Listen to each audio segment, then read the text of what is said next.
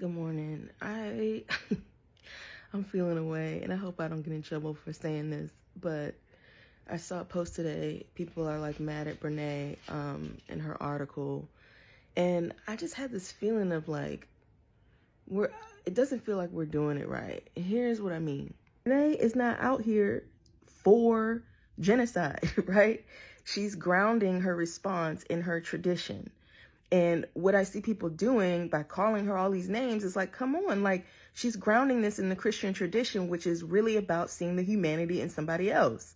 And the problem with that is like in her tradition, Jesus says, you can't even call somebody a fool. And why? Because that is the seed of genocide. When you can't see somebody else's humanity, it can get as far as what's happening in Gaza and in Sudan and all these other places. And so for us to be out here calling somebody names because they don't use the language we think they should use and they don't say it the way we think they should say it, and somehow her article was really going to stop a genocide, y'all got to stop with that. Because really the root of genocide is an inability to hold space for another person's humanity and difference.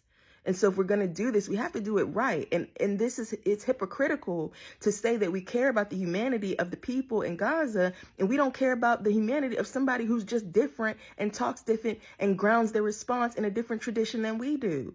I'm not saying we shouldn't do anything. I'm saying let's not be hypocrites, because the root of genocide is the inability to hold space for another person's humanity. And like, let's let that sink in.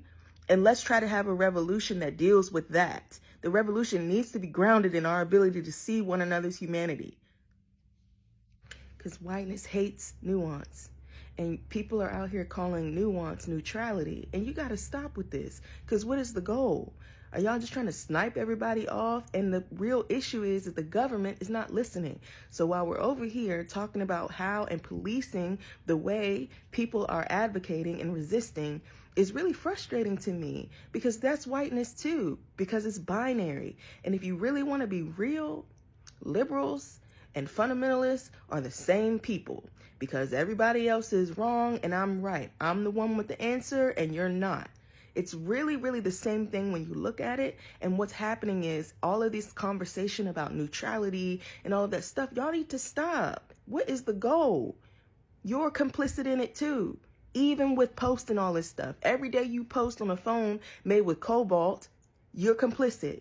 So it's not that we don't post, but we understand that we are not people with the moral high ground. That's whiteness. And while you're out here decrying whiteness, you need to understand that it's still in you by the way that you treat other people. It's dehumanizing to go and publicly shame somebody for not using the language you think they should use. Come on now. Like, what are we doing?